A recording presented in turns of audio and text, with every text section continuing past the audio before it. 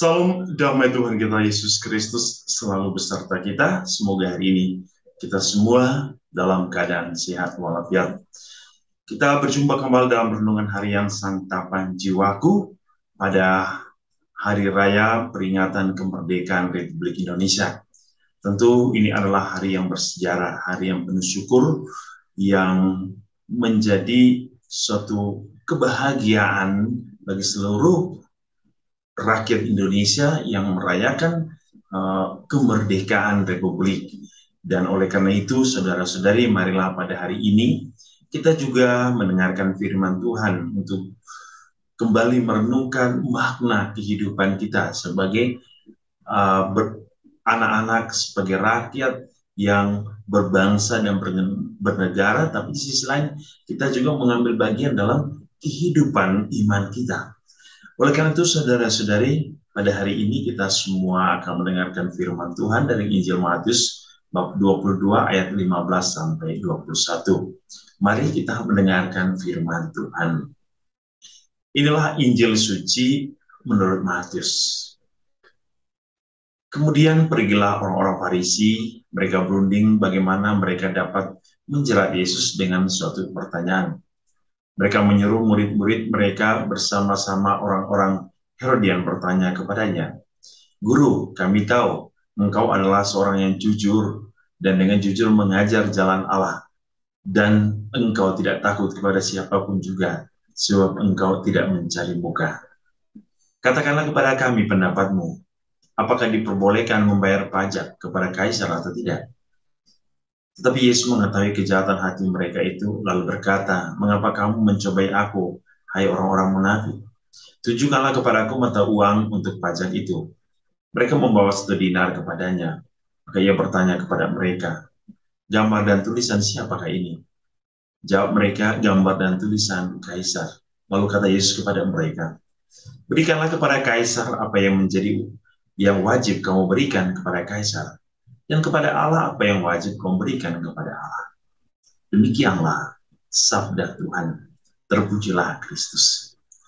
Saudara-saudari yang dikasihi Tuhan, pada perayaan Hari Raya Kemerdekaan Republik Indonesia, tentu hal pertama atau poin pertama yang ingin kita renungkan adalah bagaimana kita semua sebagai rakyat untuk mengambil bagian di dalam kehidupan kenegaraan kita dengan memanjatkan puji dan syukur kepada Tuhan atas kasih karunia Allah yang begitu berlimpah atas bangsa dan negara kita.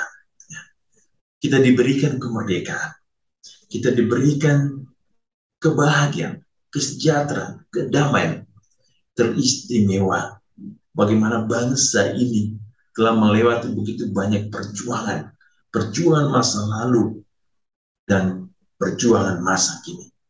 Kita baru saja berperang melawan COVID-19 dan kita sedang berbenah diri untuk terus berperang melawan COVID-19, penyakit yang membawa pada kematian banyak orang, bahkan kesengsaraan di dunia ini. Mungkin dahulu kita berperang melawan penjajah. Saat ini kita berperang melawan begitu banyak hal, ya, ketidakadilan, ketidaksejahteraan, ketidakdamaian, peperangan, perselisihan, penyakit, ego, korupsi, dan begitu banyak kejahatan-kejahatan yang harus kita lawan. Kita tidak lagi melawan penjajah, tetapi kita bagaimana melawan diri kita sendiri.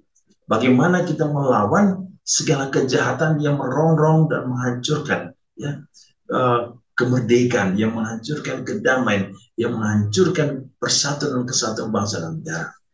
Sehingga pada posisi atau poin yang pertama, mari kita panjatkan syukur kepada Tuhan, bahwa Tuhan memberikan kita negara yang indah, negara yang subur, negara yang kaya.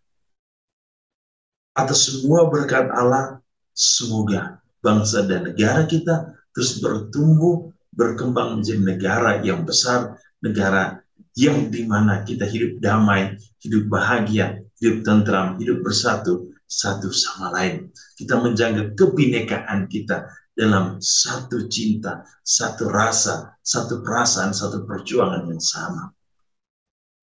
Yang kedua, dalam kehidupan bangsa dan bernegara, tentu kita juga tidak lupa bahwa perjalanan kita di dunia ini selalu diarahkan kepada satu tujuan, di mana kita akan kembali kepada negara tujuan kita, kewargaan kita, yaitu surga. Maka Injil hari ini memberikan kita satu penegasan, keseimbangan antara kehidupan berbangsa dan kehidupan beriman kita, kehidupan beragama kita. Agar kita mampu menjalankan tugas dan tanggung jawab kita sebagai rakyat dan sebagai orang-orang beriman, sebagai orang-orang yang beragama.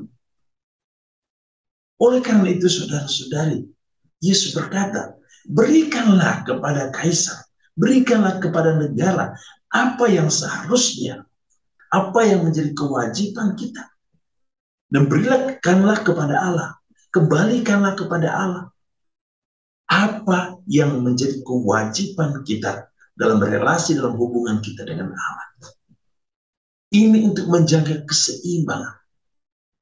Oleh karena itu, saudara-saudari, pada poin ini, sebagai warga, sebagai orang beragama, kita dituntut untuk menjaga kehidupan kita, kehidupan negara kita, dan kehidupan sebagai orang-orang yang beragama.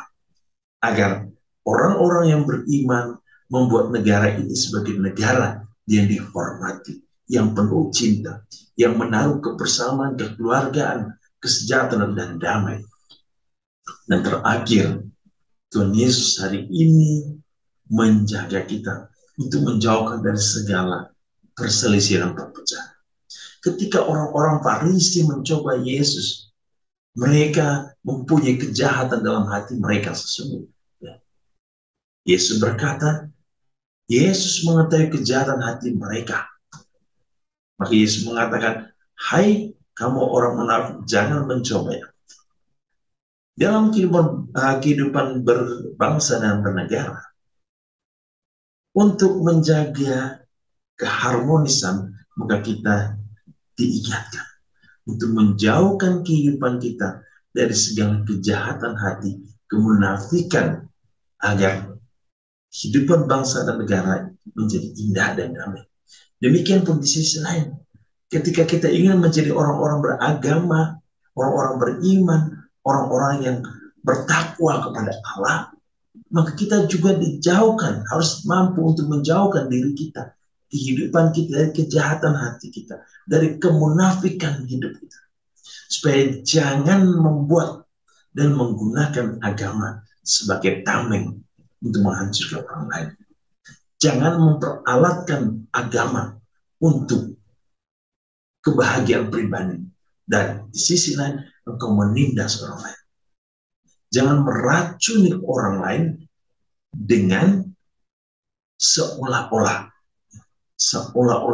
bahwa agama adalah ajaran agama memampukan kita atau mengajarkan kita untuk bermusuh dengan orang lain. Tidak. Agama mengajarkan kita untuk berrelasi. Agama mengajarkan kita untuk menaruh cinta dan kasih bagi sesama.